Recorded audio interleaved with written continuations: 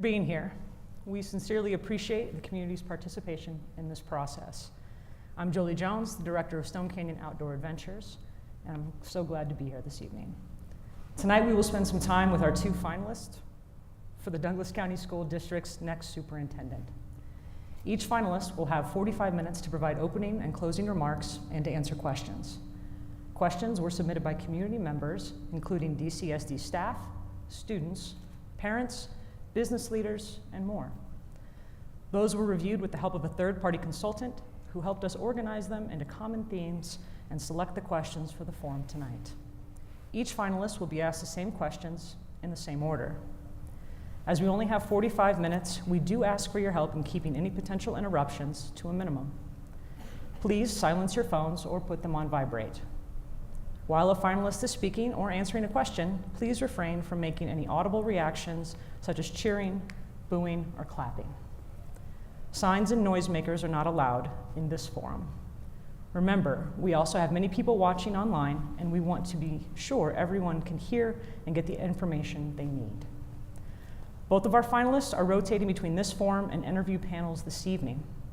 Following their time here, each finalist will be moving to a pre-scheduled interview session with students and/or community members.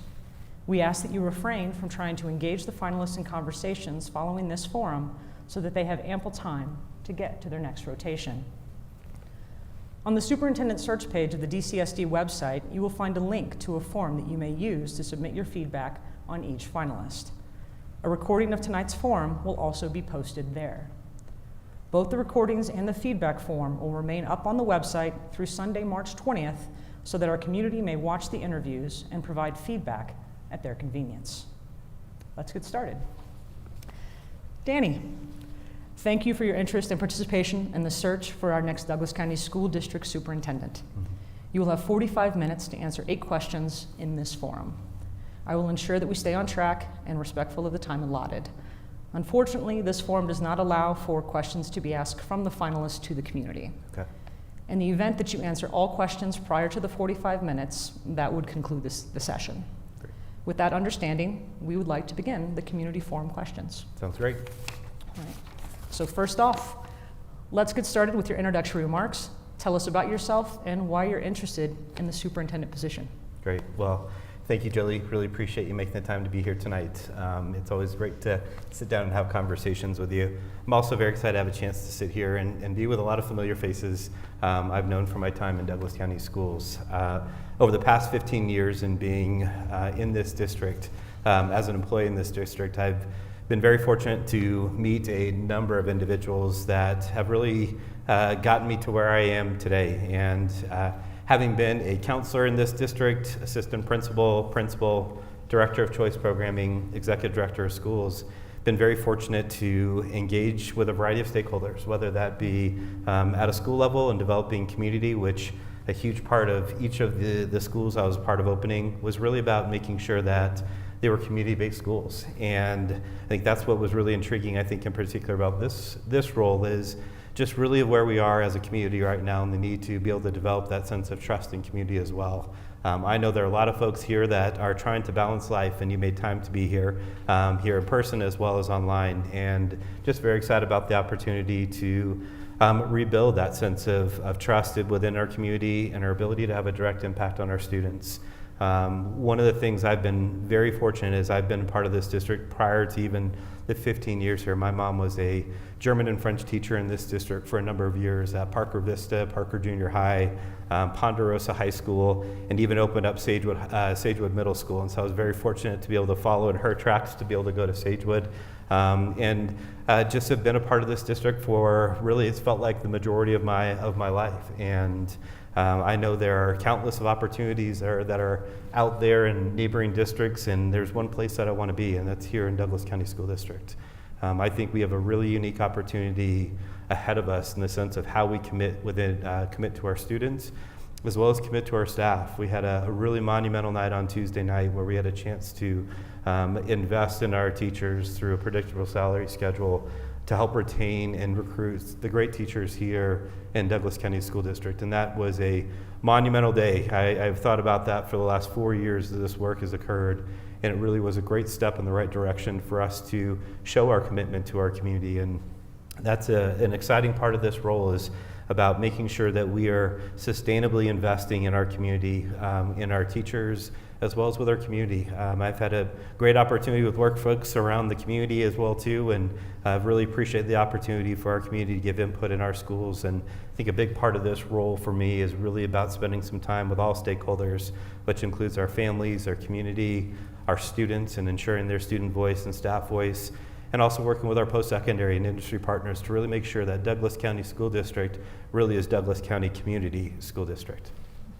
Thank you. All right. It's no secret that there is some division in our community. Why are you the best fit to lead and unify our school district? How do you plan to rebuild trust across stakeholders in our community? What would your first 120 days on the job look like, specifically related to community engagement and trust building? You know, I've heard a lot. I've been sitting at the table at board meetings for the last, I can't even begin to tell you how many years that are there, and I've heard, you know, polarity of comments about how we're doing things in Douglas County, and yet at the same time, there's been one unifying aspect that everybody has talked about, and how we go about doing it may be the difference, but at the same time, and I've said it previously in other forums, really believe that the soul of each side that you want to be able to say that is there really wants to do what's best for kids. I think it comes down to really spending some time and truly understanding what we're working towards. As a district, we've spent a lot of time having conversations, and I don't mean to be cliche and utilize different taglines, but I really believe this idea of we really got to make sure we are focusing on doing the right work and not focused on trying to be right. Our goal is not try to convince others around one beliefs versus another beliefs, but it's about the direct impact we want to have on each and every student that walks in this district. You know, my role in particular, I've been very fortunate to be part of the district, to be able to build some wonderful relationships with our staff, our community, our students, and I really think there's a great opportunity to be able to leverage that relationship and build that trust and unity within our staff and within our community as well. You know, my first 120 days, we really need to talk about how do we reestablish that connection with our community as well. I really think that each individual that walks into our schools and into our district really does want to do what's best for our students and really wants to do what's best for our staff. We just need to have a common outcome and goal of what we're working on. And I think, unfortunately, we've solved a lot of individual problems that have created additional problems without truly understanding what are true outcomes we're trying to focus on working on. My role is really making sure that we take the attention off of 7 people and put it on the 64,000 kids, 8,000 employees in our community as well. And that really means we need to be a lot more clear and concise about what we're working on. As a district, I think when people understand and being a part of creating that outcome and that solution as well is where then people understand what roles and responsibilities are in that work. As a superintendent, it's my job to make sure that we collectively establish structures and systems for that to happen. Also, a culture and environment where people are willing to be able to share where they're at, where there's not a fear of retaliation or a fear of sharing perspective that's there. And I think through conversations with our staff, and I think relationships I've established over 15 years in this work within this district, really feel like I have a really unique opportunity to enhance those connections. And at the same time, I really need to make sure, in my role in particular, it's about listening to listen and not listen to respond. And I think it's a big part of the superintendent role is you can't make emotional decisions.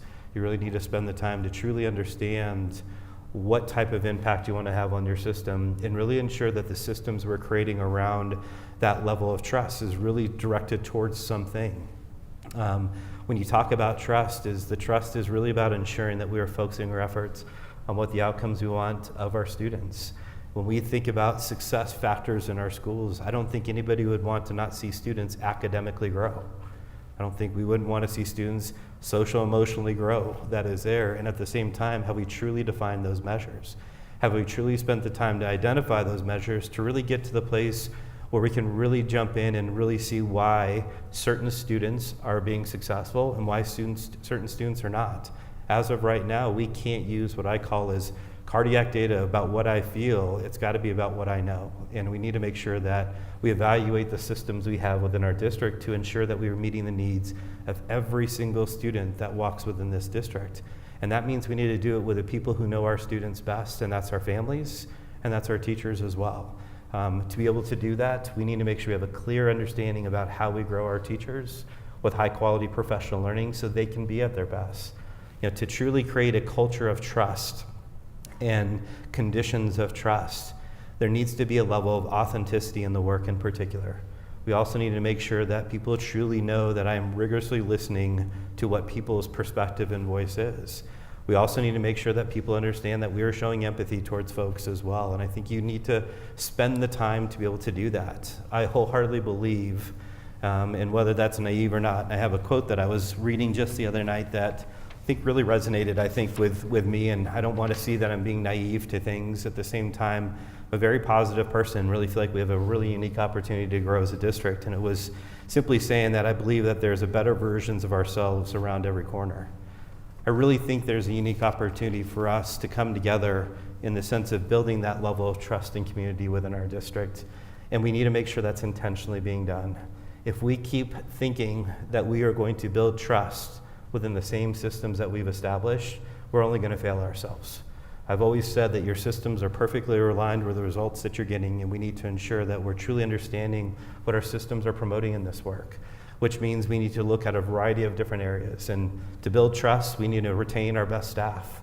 We need to recruit staff. We need to make sure we clearly understanding what we're working towards. We're creating a learning environment. We're creating a conditions where people feel they are a part of the greater good. And those things don't randomly happen. That falls on the shoulder as myself, as the superintendent in that work, and my staff, and about ensuring that our schools are making direct connections with our families, because the majority of our families have that direct connection with our schools, and we need to lean into our school leaders and also ensure that we're taking things off teachers' plates, because our teachers need to spend the time to be able to connect with our students and see what those needs are. Thank you. Mm-hmm. Okay. What steps would you take to improve staff recruitment and retention efforts in our district? This is the one that's been weighing on my mind, and it's been weighing on my mind for the last couple of years, understanding what the teacher shortage looks like at a national level, also here within the state of Colorado as well. Within Douglas County, we've obviously had some changes. I think we made a huge step, as I said previously on Tuesday night, about ensuring we've created a salary schedule to better compensate our teachers. And I think that is a huge step in the process, which we saw a unified effort around ensuring we're investing in our staff. I also will say that is not our entire staff in our district, and that includes our admin staff, our pro-tech staff, and our classified staff. And I know our human resources team and finance team have a supreme commitment to that work. And at the same time, this district is only as good as every single employee that's in this district. One of those things we need to do is obviously compensation is one that we need to continue to focus on to ensure that we're being competitive in that manner, to ensure that our students are getting the best teachers in front of them, which also then means we are providing the best programming opportunities for each of our students to meet the needs of each of our students. When we look at the shortages within special education in particular is an area that has a significant concern to me, not only from a certified level, but also a classified level. And so some of the things we need to do is to be able to invest in high quality professional training. When staff feel like they're being invested in and growing as a professional, there's an ability for staff to feel like you're invested in their success, which directly connects to the success of our students. So I think having really intentional, high quality professional learning, really honoring professional learning in our new salary schedule. I'm currently working on partnerships with the University of Denver in developing some intentional progressions of learning for our teachers to grow in their craft. That is something that we haven't had a chance to honor in the last handful of years as a district, or two handfuls to be exact. And so I think it's really important. The other aspect is people want to be able to work in an environment that they feel like they're valued and they belong. And one of the things I know I need to do in particular is make sure I'm accessible to our staff, to our students, and to our families as well. Each of us have an opportunity to be able to invest different strengths and questions in the feedback. I had a great conversation and email even last night from somebody sitting here in the audience about how can we get better at the work we're doing, and I take those things very seriously about the opportunity to grow and invest, and I think our teachers feel the same way. Long term, we need to make sure we create a talent pipeline. How do we create early childhood education, teacher pathway programming within our district? How do we partner with university partners to create field experiences within our district as well? So when you have more student teachers, the likelihood of holding on to those student teachers, I think, is really important. We need to invest in teacher training that also potentially has contracts to tie our teachers to our districts for longer periods of time. We just did this with our concurrent enrollment teachers, where we compensated them to get certified to teach concurrent enrollment, and they made an additional 3-year commitment to stay within our district. We need to make sure we're intentional about that work as we do that, and we need to make sure it's systemically being able to be done in our district. And I think those are things that are extremely important as we do this work. And first and foremost in all of this, though, I need to make sure I'm hiring well. So when we talk about staff, department members, that you are hiring the best leaders within our school, best teachers within our school, because if people feel like there's that level of quality that's there, they want to be a part of something special. Thank you. Mm-hmm. All right. Will you support a mill levy override or bond in 2022? If so, how will you ensure transparency and use of those funds? What steps would you take to maintain competitive teacher pay and manage growth in the case that an MLO bond did not pass? It's interesting. I probably would rephrase that question a little bit differently. I think we need to spend the time with our community members to define specifically what are the needs within that bond and mill. That also includes our staff. We need to very clearly understand what the needs are to operationalize our district, as well as the capital needs within our district as well. We're very fortunate to be able to have a group in our FOC, long-range planning, MBOC community to be able to evaluate, and that's community and staff members, about the particular needs and have a master capital plan to really help us from a capital needs standpoint, which we really do need to use as a guide from the mill bond side of things. We also need to understand what that reasonableness is and the impact of what a bond and mill has on our families and our community. We have 30% of our community has kids in our schools and 70% that do not. And so we need to understand what those needs are beyond the 30% that are in our district. And so would I be supportive of a bond and mill? Absolutely, as long as we clearly understand what the needs are beyond just the wants.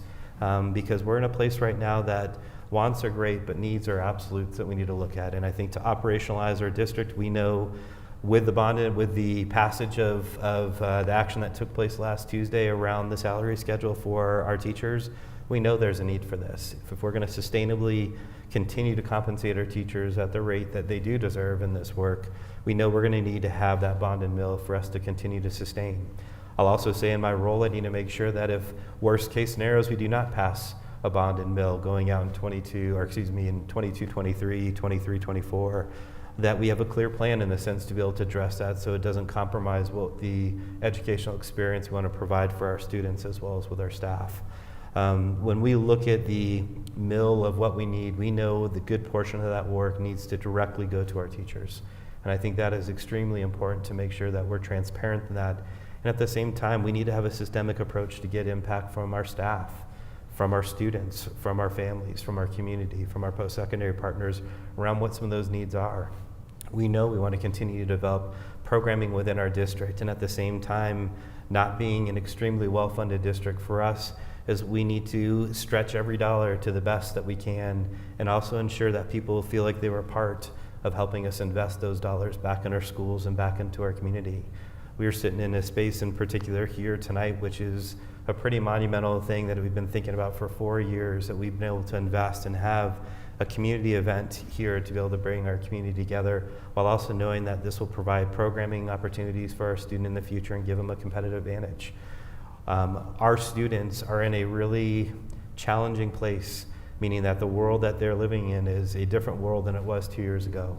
We also need to make sure that we are investing in our students beyond once they leave Douglas County School District. Douglas County School District has had some of the highest rates of graduation rates in all large public schools in the state of Colorado. And at the same time, we need to make sure that we are investing for them to be successful once they leave here as well. Graduating can't be enough. And to be able to do that, you need intentional program and pathways for each and every student in this work. And that includes work specifically around every varying needs within our district. And that can include programming we were just talking about, such as TACT is one of the things we were talking about for our students with autism, to pathway programming, I think, within our district as well, too, is extremely important. And we know that it's something we need to sustainably do, but it also means we need to work with our industry partners to make sure that we are helping them understand that we can potentially create a talent pipeline by developing these pathways for them to reinvest in our community. And I think that's a really unique opportunity that we need to continue we need to make sure we are stopping just asking for our industry partners to provide for us, but how do we make sure it's a reciprocal relationship, that we're creating a talent pipeline in things such as hospitality, nursing are key areas that we're seeing. Those that are trained and certified in things like cybersecurity, could be an option as well. EMS, EMT, and medical needs. We know there are some absolute needs that are there. When we talk about potentially phase 2 of work here, the trades in particular is an area that we are seeing significant shortages, and that requires us to be able to invest in that, to be able to create that pipeline as well. So I think there's some really unique opportunities for us within the bond and mill, but also be able to forecast out and get into a regular, predictable schedule to ensure that we can provide the level of services and care for our students and our teachers and to our community that we need to. Wonderful, thank you. Yeah. Okay. The safety of school campuses is of utmost importance to families. Mm-hmm. What measures do you employ to provide for safe schools? And what measures have worked best for you, and why? Safe schools, we've talked about this at length, and I think one of the best ways you ensure you keep students safe and create safe schools is to ensure that our students feel like they belong in their schools and are connected to an adult and other students within the building. And that is one of the best ways you can keep our schools safe, is to ensure students feel like when they walk into the building, they know there is an adult in that building that's going to be an advocate for them in that. And that means we need to make sure we create clear, intentional opportunities for that to happen, whether that is continuing the ratio work that we've done with our counselors in our previous bond and mill, in our mill in particular, around 1 to 250 students for our counselors in our district. I also think we need to continue to evaluate what that looks like at our elementaries beyond just providing one elementary counselor, because what we're seeing from our students, I think about this every day, is our second graders that are showing up in our schools, this is really their first true year in school. And that is a really unique experience, I think, for our kids in understanding those behavioral needs that are there. It also means some of the best advocate for our kids is our teachers in particular, and ensuring that they have less things on their plate so they can spend the time to be able to connect with their students. It also means we need to retain our best teachers as well as we navigate that work. And something that's really unique, I think, within this district is school choice. And we really want to make sure students are finding the right school for them to be able to meet the needs for their student as well. When a student feels that I want to, be able to attend a school that offers the following things so they can explore their passions is important. We also need to talk about our partnerships. We have a variety of different initiatives within our community around wraparound supports to be able to support our families. We also need to make sure we're developing community schools. When our parents feel like they're involved in our schools and their student knows they're involved in their schools, the likelihood of that commitment and partnership is far greater. And I think that's extremely important for us. As a building level principal, one of the first things I wanted to do, and I know it may sound kind of crazy to some, but I loved traffic duty. That was by far my favorite thing to be able to do as a principal, standing out front, waving at all my families coming in, and at the same time, making sure I make eye contact with every single one of my students. I think you've watched some of the meetings. One of the things that I've said and I do, and I will continue to take pride in, is I studied all of our Life Touch books to make sure I knew the first name of all of our kids when they walked in the building. When you call a student by their name, they feel honored and seen, and I think that's one of the most important things that you do. And I think it's really important to make sure there's that visibility of our leaders and knowing their students and knowing our families. We grew a PTO and an SAC group from 1 to 2 individuals to 20 to 30 on a regular basis that were in our building. And it's about developing coffee with a principal and making sure people feel like they understand what's going on in our schools. It's about creating different nights that our families can see the learning and experiences our kids are. It's about connecting kids with clubs, activities, sports for our kids in our community to feel like they're connected to another adult or can explore their passions. It's about master scheduling so students have opportunities in classes where they can explore with greater depth.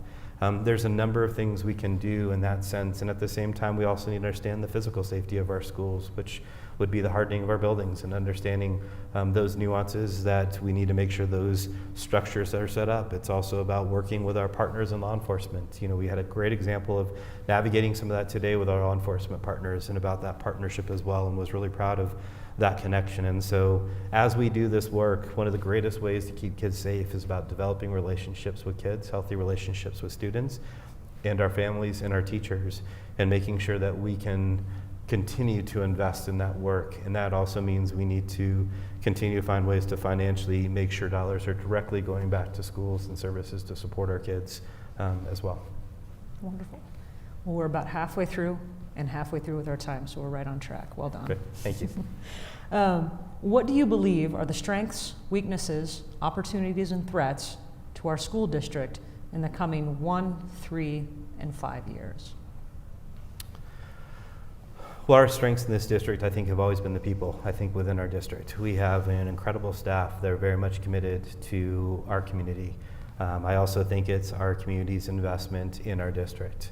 We have families that are extremely involved to see our district to be successful. And when I say invest, it's important to talk about the good things are going and the things we need to improve upon. If you're ever going to be great at anything, you can't settle for good. And I think that's one thing we need to continue to spend time is how to develop those expectations moving forward.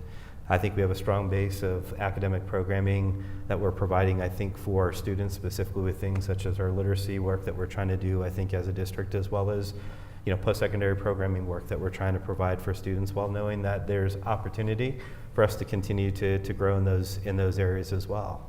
I think we have leaders that want to continue to invest in the growth of our students. And I think some of the opportunities around that is making sure we truly understand what are those measures that really we want to help us define what success is. We're entering a real unique time that we need to start identifying those key metrics that we are monitoring about looking at what excellence means in this district. And we can't look at that at 89 different schools and 89 different levels that are there. But we also need to make sure that we are providing great opportunities. There's a lot of opportunities for our students. I know somebody has an outdoor ed program that I think is great to be able to see our students access. I just had some of my Parker schools go down there in some freezing cold weather, so thank you for navigating that. But we need to make sure we continue to provide those services. We need to understand that commitment across our district to do that. There are also some threats that are coming our way, and we look at enrollment in particular in some areas, in particular around some of areas of West Highlands Ranch and what that looks like around some of the decline that we're seeing in enrollment, whether it's aged out neighborhoods. The cost of homes and housing in our community is significant, and so we're not seeing younger families join our district because of the prices of homes are just nearly impossible to be able to get in some of those areas. And so we know that has a direct impact on our schools. We have small school factors in our site-based budgeting that we consider, and at the same point in time, at some point in time, it's not going to be sustainable. And so we need to be very strategic in working with our long-range planning teams to be able to make sure we understand what those needs are. And I think we need to be extremely transparent around what some of those threats are and the impact within our community. And those conversations need to start early. They can't happen. They can't happen months before. They need to happen years before to make sure our families truly understand what that work is. And I think there's, the challenge and some of the weaknesses as a district is,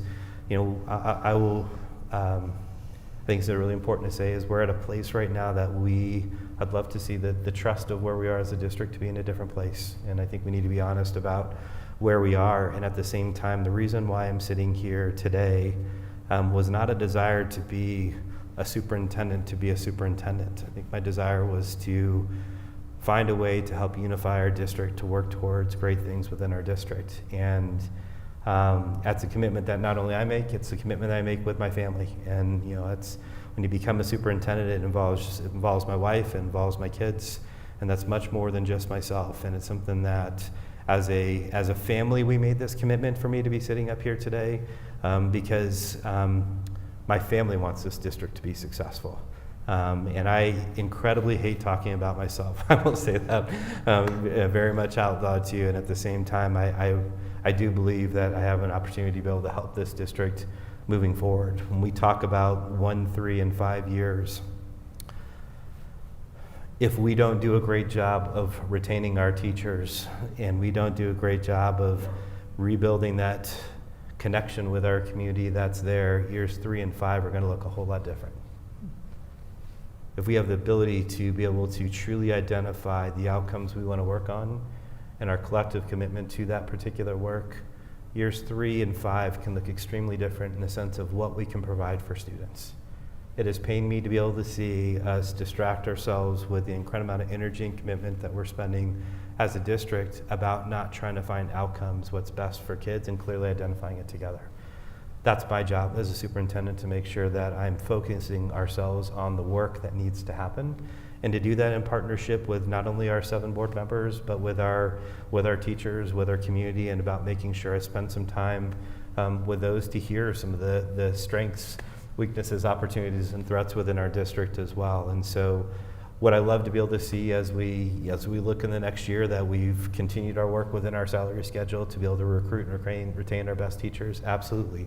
Do I want us to be able to see us develop a great professional learning system to be able to invest in our teachers, in our growth? Do I want to make sure we have a clear understanding of what our financial commitments need to be to continue to offer the student experience and parent experience that we want?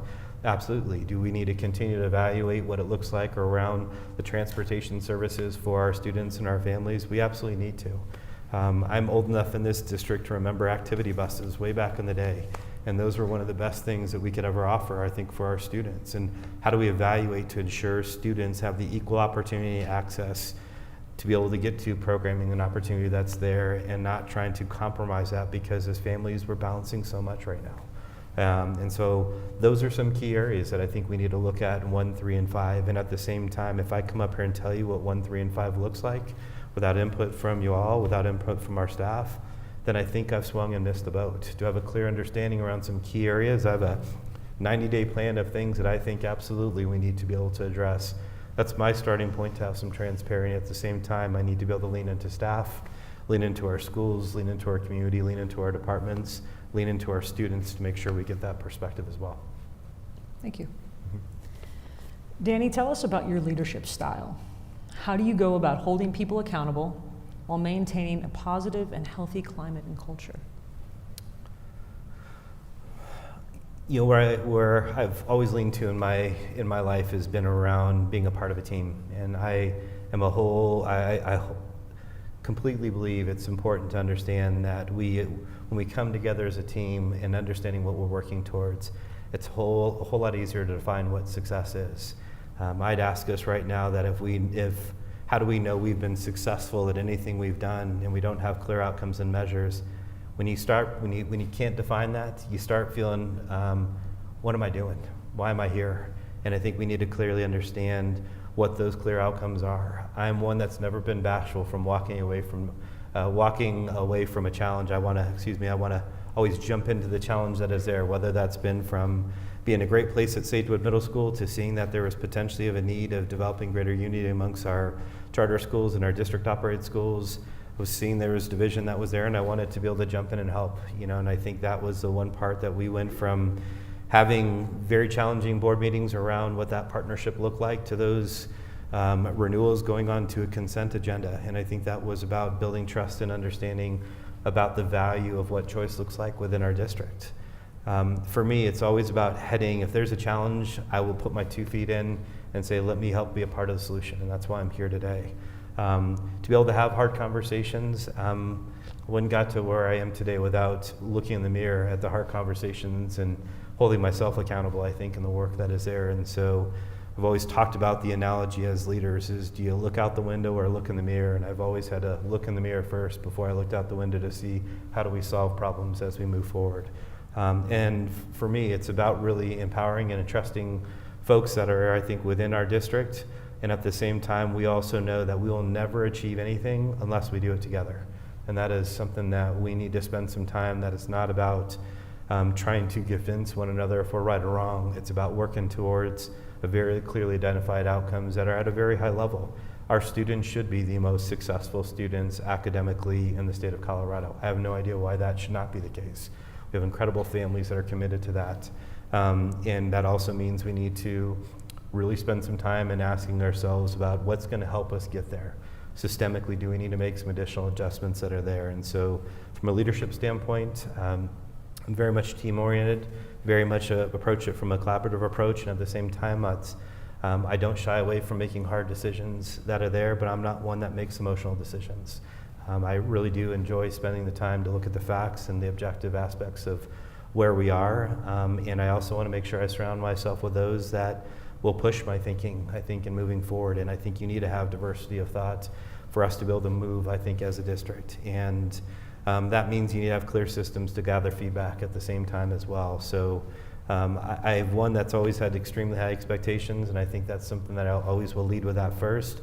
I also will say that's got to start with myself and the expectations I have for me and about how I demand that of my team as well. Thank you. Mm-hmm. All right. How would you enhance services to students with special education needs? And related to that, how would you engage parents and families of our special education students? Well, I think when we talk about special education, we need to talk about the continuum of learning to begin with first. I obviously think there are some absolutes we need to understand around the nuances, specifically around the fundamental needs we need to provide for our students when students have been defined to utilize special education services. I also think it needs to talk about those integrated services starting from day one, when we know the best preventative approach to be able to provide the highest level of quality of education are universal Tier 1 instructional practices, and how do we understand what those best practices are and ensuring that we are universally doing that. It can't be dependent upon the zip code that you live in here about the opportunity you're going to have for your students.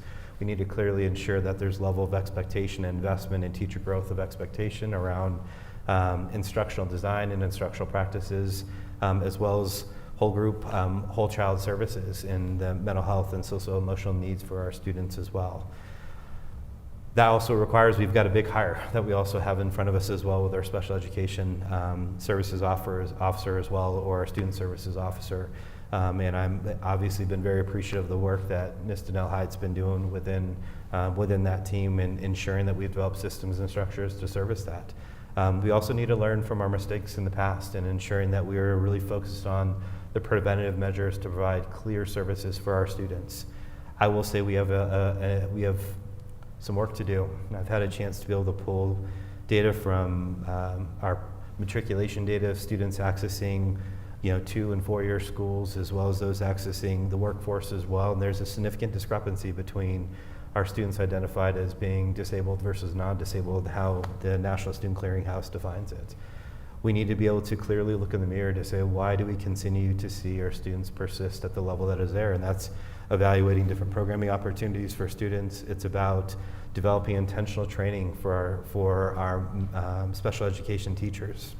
One of my greatest fears is about seeing the lack of special education staffing district-wide, statewide, and nationally, as we've seen that shortages, and it is nearly impossible to be able to find special education teachers applying for positions. That also means that we need to be able to develop our own pathways. One of the things, I was just on a conversation today between interviews talking with the University of Denver around creating certificate programs in special education to enhance the breadth and capacity of our teachers, and how do we find ways to be able to develop this 24 credit hour program to get certificates for our teachers, to get certified around best practices in special education. Those are areas that we need to be proactive in. I also feel like we need to onboard all of our teachers, whether it's moderate needs to center-based programming, to our mental health practitioners around beginning of the year trainings to ensure that we know best practices, understanding the compliance aspects of what we're doing, specifically around writing high quality IEPs. It's about training our administrative staff in particular around that work, because I think that's an area that we also have some areas to grow in. That's something that we need to spend some time on at a district level, but also at a school leadership level around investing in that growth as well. So I think we have some really good opportunity, I think, for us, and really clear systems to ensure we're onboarding staff, retaining staff in that work, and continue education for our staff, because as we provide these opportunities through the University of Denver, that also supports the teachers to be able to grow on our salary schedule, which is also a plus for our teachers too. So we need to look at system-wide around what those opportunities are, but also ensure that we're not making the same mistakes we've made in the past. But I also want to make sure that we have a clear vision moving forward, which means we need to work with our communities. DCCAC is a great opportunity for us to continue to partner, I think, with our families to be able to solicit feedback on where the work we were at. Sid Rendell was doing some fantastic work, I think, as a district, and obviously want to continue to keep pushing ourselves and growing in those areas. So really excited about those opportunities and moving forward. Fantastic. Mm-hmm. What do you see as the community's role in helping DCSD thrive?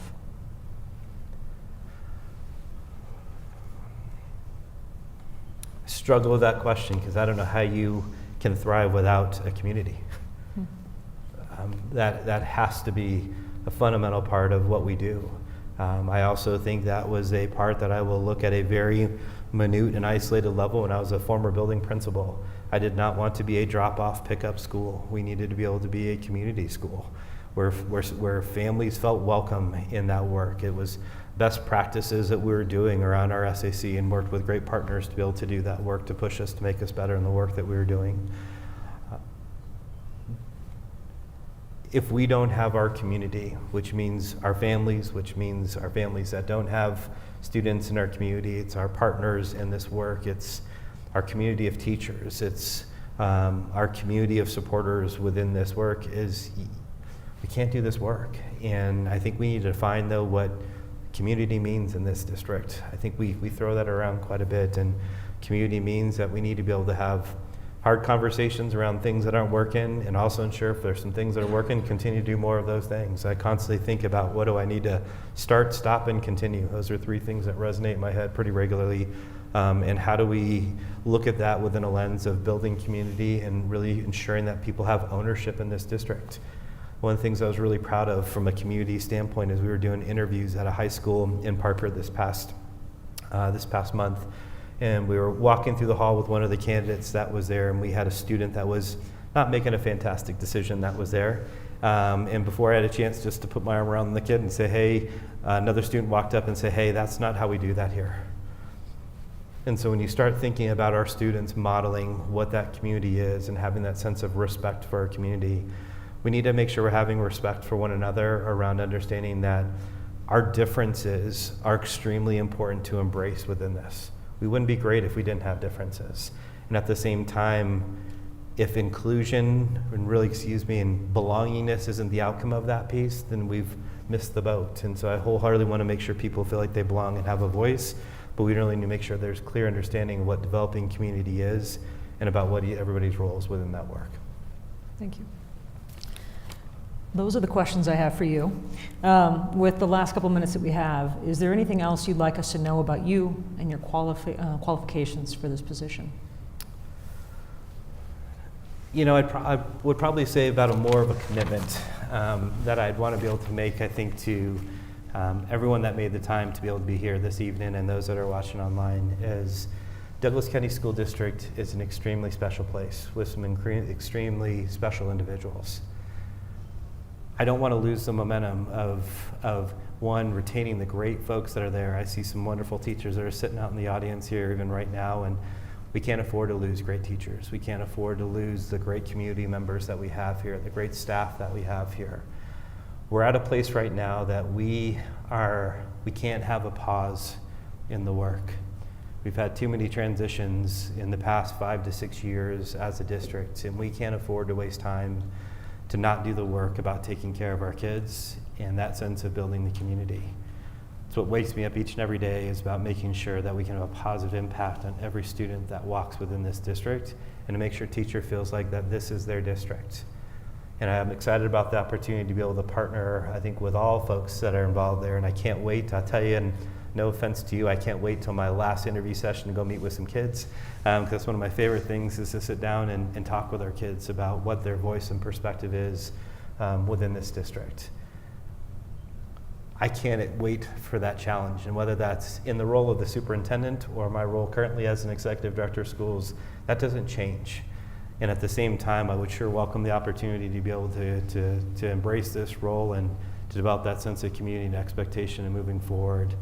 And I can tell you that you not only have a commitment from myself, you have a commitment from my family, and I appreciate the commitment you make, because I know it hasn't been easy. And at the same time, I greatly appreciate everybody who's made that commitment to our students and to our staff, and to those that are all involved, to make sure our students have the opportunity to have the best student experience they can. So greatly appreciate the opportunity to sit down with you. Thank you so much as well for making the time, and just really appreciate being here this evening. Thank you for your time and for your comments as well, Danny. Great.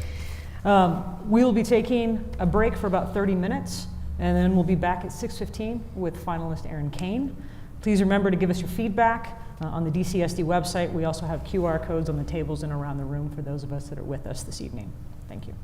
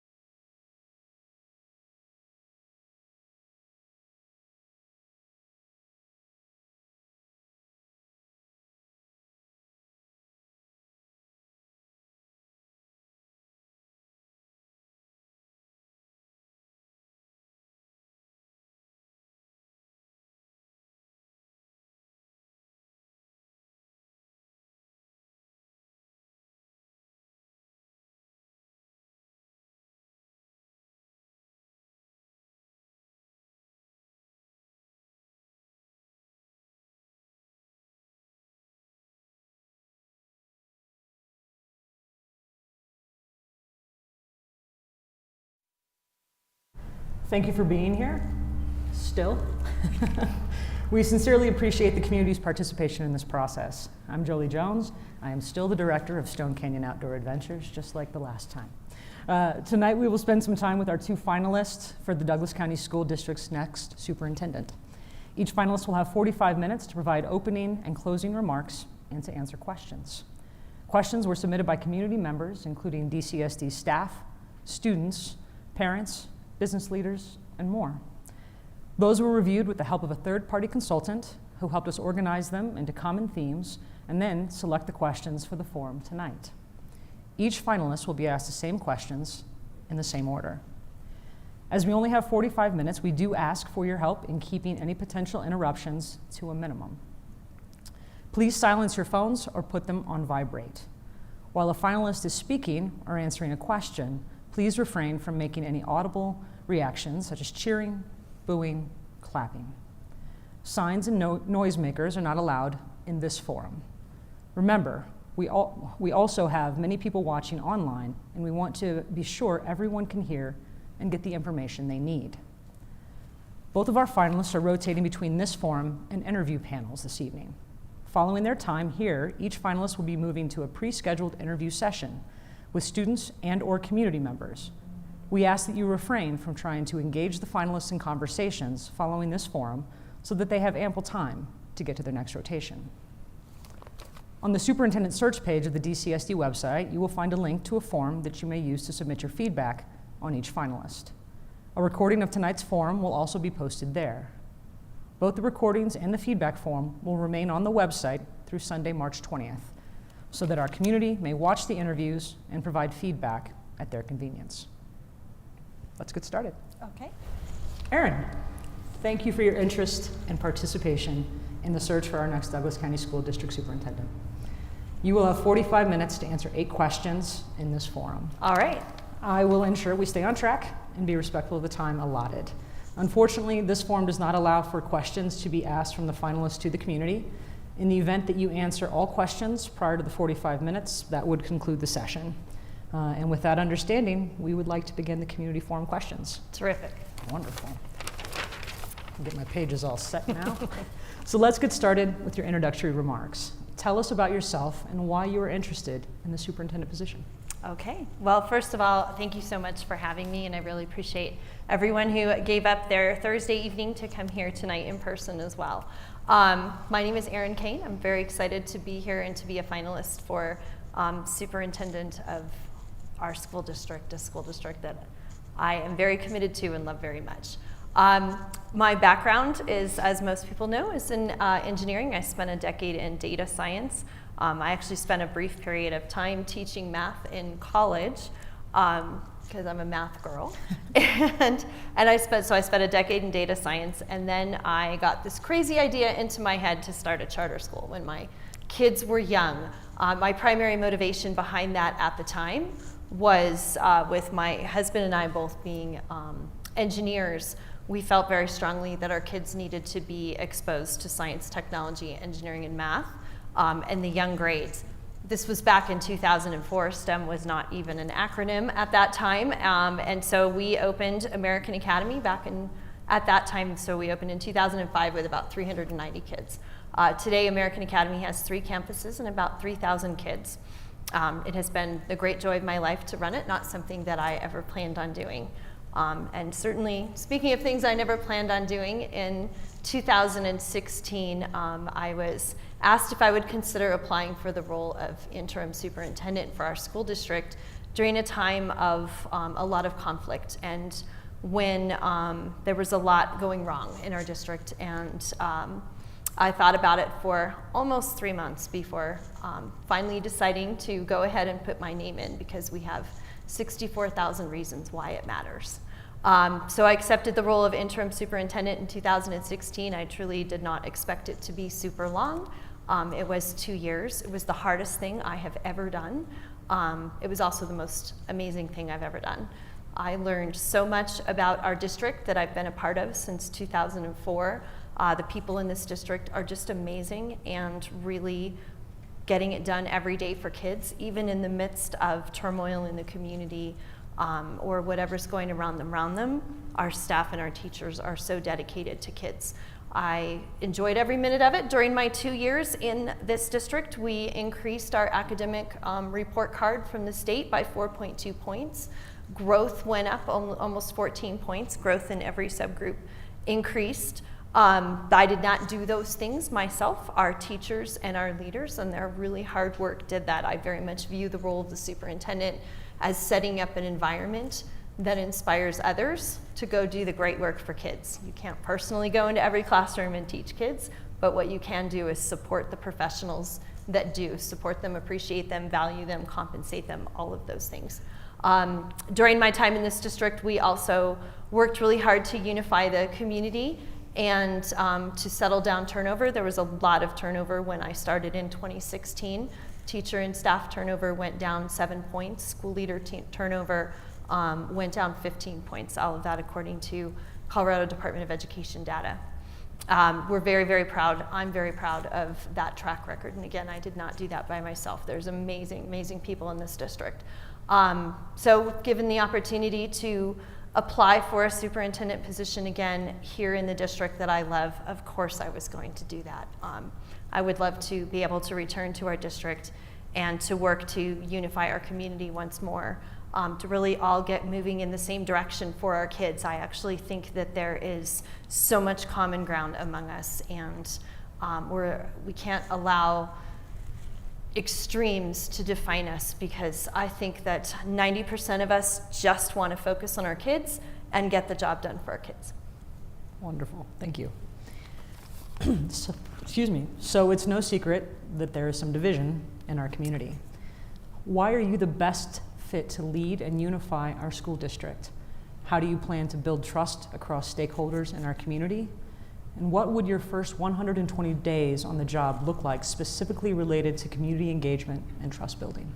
Community engagement and trust building has to be a huge priority for the external community as much as for our staff and our students and our leaders in our district, to really talk about how we can come together. And I do think engaging them in the next 120 days is extremely essential. I've done it before, really pulling our community together under our common goal, which is our kids. I think talking to our community and really listening to where people are at, instead of just making assumptions about what other people think or what other people believe. I think it's best to actually ask them. I'm a person who's really good at listening, at trying to understand where people are coming from. I'm also not afraid to change my mind. I'm not afraid to be wrong. I just really want to do what's best for our kids. I think that is really what we all want. Even when people in our community disagree, they come to that disagreement honestly. And what I mean by that is they just want their children to be safe. They just want what is best for their children. Maybe they don't agree on the best path to do that, but I believe everyone in this community genuinely wants what's best for our children. We all do. If we start with that common ground and we work together to figure out where to go, I think that would be very effective. As we look at the next 120 days, we also have a potential bond mill levy override on the ballot potentially for November of 22 in order to be able to compensate our staff, our teachers, as well as our classified staff, our bus drivers, operations and maintenance, all of our staff more competitively. That's something that I think needs to be prioritized and is really important. And that process of communicating with our community about how our district is funded and what the district's needs are goes hand in hand with the process of engaging our community and building trust. So to me, those two things go hand in hand, and being able to get out into the community to talk about our school district, the needs to be competitive, the needs for new neighborhood schools, while being able to engage in that trust building, being transparent about decision making. I always say that I would like my staff and parents to say, I don't agree with the decision that Erin made, but I understand why she made it. Thank you. What steps would you take to improve staff recruitment and retention efforts in our school district? So for starters, it would be great to get Douglas County out of the news. except in all of the best ways, because our kids are so awesome and all the awesome things that our kids and educators are doing. We really do need to work on the reputation of our district. Our entire country is super divided right now. Douglas County is not unique in that sense, but we do seem to be a little bit of an epicenter. And that's something that we really need to work on so that teachers will actually want to come teach and come work in our fabulous district. I also believe that as we're providing pathways for our kids to continue into their post-secondary and into workforce readiness by providing a variety of paths, I think we need to take the teacher shortage on head on. I think we have 64,000 kids in our district, and lots of them want to become teachers. My daughter has been dreaming of being a teacher since she was a little girl. She was on an IEP for most of her educational journey, and now her dream is to be a special education teacher because she says, "Who better, Mom?" And there are so many kids in our district like her who really want to be teachers. I would love it if we would be able to capture that in the same way that we capture our kids who want to go into culinary or cybersecurity or the trades, all those other things. Let's capture our future teachers as well. Get them some college credit, get them a leg up in college, guarantee them a student teaching placement here in Douglas County so that they can come back home to do their student teaching. And hopefully in that way we're growing our own workforce as well as working with all the other employers in Douglas County to grow theirs. Thank you. You mentioned this a moment ago. Will you support a mill levy override or bond in 2022? If so, how will you ensure transparency in the use of those funds? What steps would you take to maintain competitive teacher pay and manage growth in the case that the MLO bond did not pass? Okay, that was many parts. So let me start with the first one. Will I support a potential bond mill levy override in November 22? I absolutely will. I supported the last one. I continued to support the last one even after I left the district. I went on talk radio. I went out in front of anyone who would listen to me about the needs of our district and how important it was to pass a bond mill. I would put everything I've got toward, and it's going to be an uphill battle because the time is running out and November will be here before we know it, but I will give it everything I've got to be able to work on that bond mill levy override. In my view, of course, this is ultimately up to the Board of Education, but in my view, I think we need to keep it really simple. Instead of having, and this will help with transparency as well, instead of having sort of a laundry list of all the things that we're going to do with a mill levy override, I think we just need to keep it really simple and use it to make pay more competitive for our staff. And we have so much data and so many graphs that show where not only our teachers, but our bus drivers, all of our staff are relative to their peers in other districts, and we are at the bottom, and we need to be in the middle. And I think really focusing it on compensation for our staff will make it much easier to be transparent about how it's used, because that's how it would be used. On the bond side, we have a lot of growth needs in our district. In various pockets of our district, we haven't built a new neighborhood school since 2011. And it is time to build some new neighborhood schools in order to accommodate the growth. We also need to communicate to taxpayers a responsible plan for how we're going to work through the areas in our district that are declining. That's all part of one big plan, not a plan that's happening tomorrow, but more of here's a 10 to 20 year view of how things are going to move along so that nobody is surprised, so that we can get tons and tons of community feedback into that plan. But they need to know there's a plan coming for being responsible in our declining areas as well as handling our growth areas. Wonderful, thank you. The safety of school campuses is of utmost importance to families. What measures do you employ to provide for safe schools? And what measures have worked best for you and why? Sure. As I said in my public interview, I want to be super clear that I am absolutely not in favor of arming teachers or staff in Douglas County that should not be armed. However, we do need to make sure that we keep our kids safe, and there's two different aspects to safety, right? We want them to be physically safe, and we also want them to feel safe social emotionally. So let's start with the physical aspect of safety. We do a fantastic job in this district. We have a great security team that works with our schools to keep our schools safe. We have great partnerships with law enforcement. When I was here, I had a very close relationship with the chiefs as well as the sheriff. And that relationship for me has continued in my role in my charter school. For example, after the horrible tragedy at STEM, like families across the district, my families were upset and scared and concerned. And I did a joint forum with the sheriff. We brought them all in and let them all talk.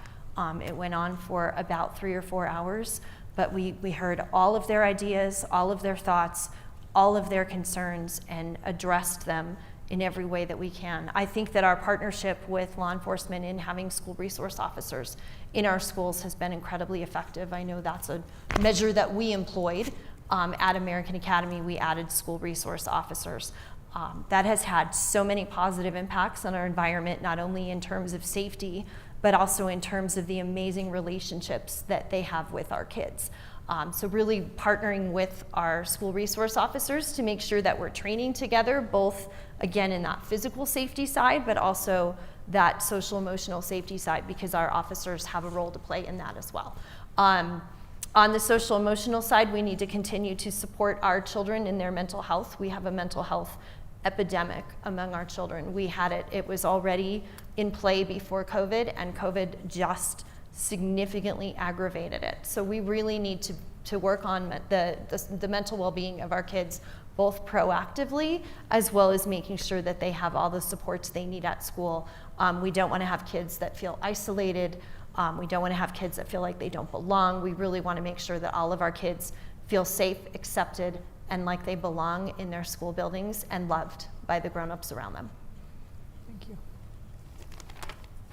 What do you believe are the strengths, weaknesses, opportunities, and threats to our school district in the coming 1, 3, and 5 years? The greatest strength of this school district is and always has been our people. And that includes our staff, that includes our teachers, that includes our classified staff, our leaders, and it includes our families and our kids. We have amazing people in this school district, and that is always our biggest strength, and we should never forget it. We need to make sure that we take care of our people, provide a great work environment for them, and continue to fight for paying them in a way that is competitive with our other school districts. So that is a huge strength. At the end of the day, it is our people that work with our kids and provide our kids with all the wonderful opportunities that this district is known for.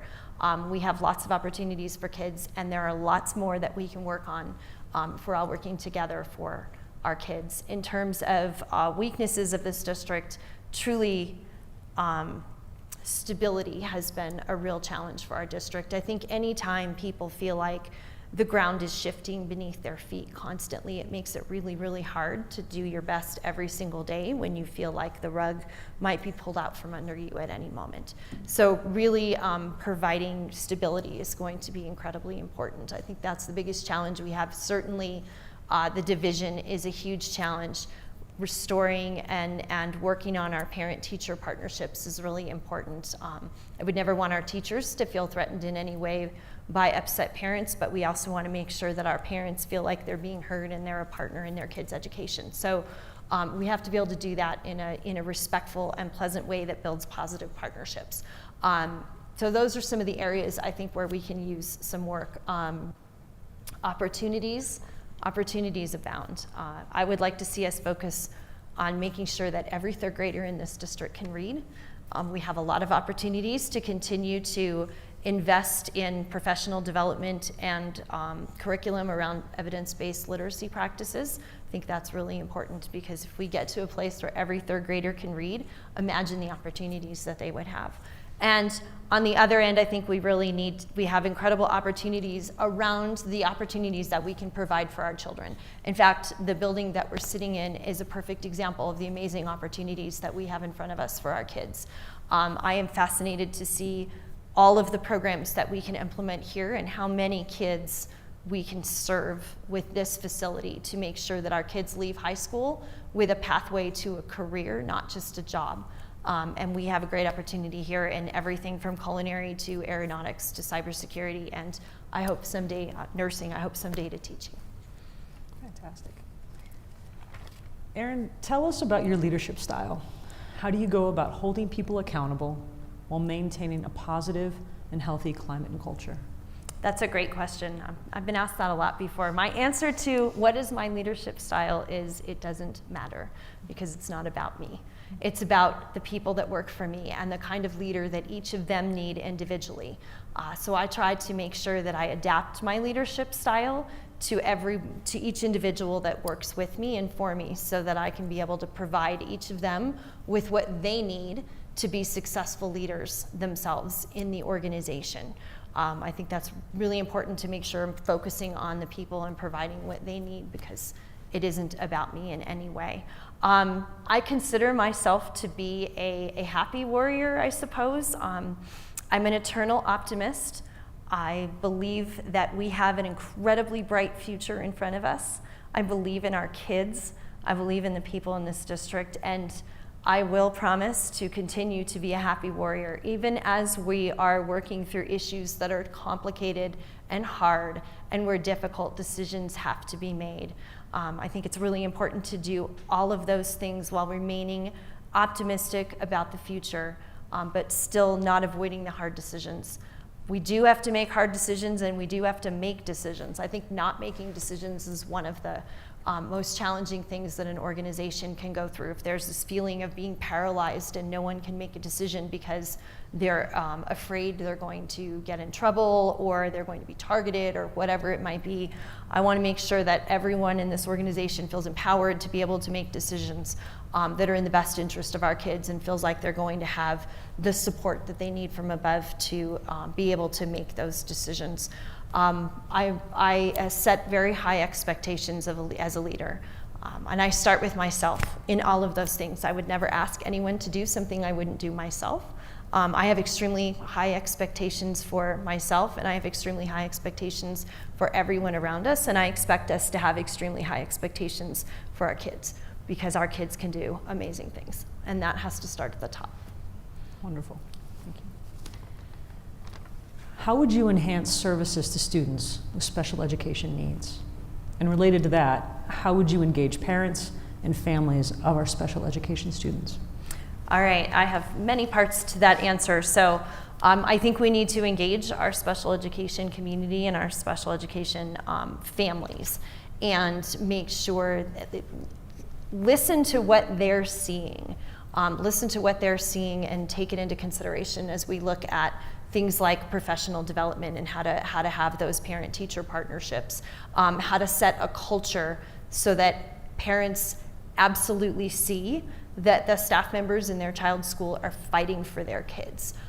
So really setting that culture, and on the school side, making sure that we have an environment where the staff members feel okay expressing that they want to fight for their kids. They're not afraid of every word they say, because we've become such a litigious society. It does often tend to really paralyze us. We want to be able to just have honest conversations about fighting for kids.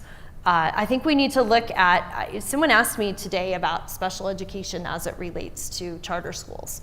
I think that's a really great question, and one that we need to look at. Our school district serves 11.9% of our population. In our school district, serves students with special needs. Our state is also 11.9%. At American Academy, the school that I'm currently leading, we are at 5.3%, which is a lot less than 11.9%. And so I think we really need to look into how we can make sure that we are able to serve our kids in all of our schools. One of the reasons for that imbalance is our students that are in center-based programs, or at our Bridge transitional program, or Child Find. All of those services aren't generally done by charter schools. Now, charter schools do fund 25% of those services because they aren't able to provide them in their own building. But that doesn't entirely explain the discrepancy. In my own school, we had an audit done recently, just in January. We had a massive audit around special education to include our enrollment practices, to include how we're serving kids, our attitudes around students with special needs in all of our staff, from our leadership to our general education teachers, and got a lot of information from that audit. There's also some legislation that's about to go in that will allow charter schools to give extra weight to students with special needs so that we can kind of balance those numbers a little bit better. We all want to serve all of the kids in our district. I think we need to look at our culture. We need to look at professional development, not only professional development for our special educators, but also professional development for all of our general educators. And I mentioned in my public interview that I think one of the most effective things around professional development, especially for general educators and frankly for parents, are the simulations where you are actually put in the shoes of a child with a learning disability. Having one myself who has dyslexia, dysgraphia, significant ADHD, and slow auditory processing, the first time that I sat through a simulation and really understood what it would be like to be her sitting in a classroom all day long, it's a little like trying to write with your left hand for the entire day. And by the end of the day, you're frustrated and you're tired and it's hard. Really understanding that for the first time as a parent was incredible. And I think really giving people that perspective of our kids and what they are actually going through will be incredibly helpful. Thank you. What do you see as the community's role in helping DCSD thrive? Support us. Let's work together. I think everyone in our community wants to make sure that our kids go to amazing schools. We're dedicated to making sure that we have all kinds of amazing resources in Douglas County. People want their kids to go to fabulous schools. People want to live near fabulous schools. They want this district to be a destination district. Even if they don't have children in this district, that's what they want. They want to know that our future generation is thriving in our own community. And so continuing to focus on the thing that we really agree on, which is our kids, and wanting what is absolutely best for these kids, because they are going to be, they're the future. They're going to be our bosses before we know it. And so really making sure, I think our whole community needs to rally around our kids. It's a cause we all agree on. COVID was so incredibly divisive, especially this last year. And we're finally to a place where we're starting to move past COVID in our country and in our society. And our disagreements of the last 2 years just don't matter. It doesn't matter who was right and who was wrong. Everybody wanted what was best for kids. We were all doing the best we can in a crazy situation. I hope that we are able to leave those bitter disagreements behind us and really move forward and focus on moving our kids forward. Make sure that we are identifying and addressing any gaps in their learning. Make sure that we are identifying and addressing their social emotional needs to ensure that they can move past this pandemic. It really is about them. Wonderful. Those are the questions I have for you. Oh, wow. I flew through those fast. You made it. With that, though, is there anything else you'd like us to know about you and your qualifications for this position? I'm really passionate about this school district. I have a track record of leading this school district and having success. I'm dedicated. I've been here for 22 years. My children grew up here. Anyone who's raising their children here is so fortunate. This is a wonderful place to raise your kids.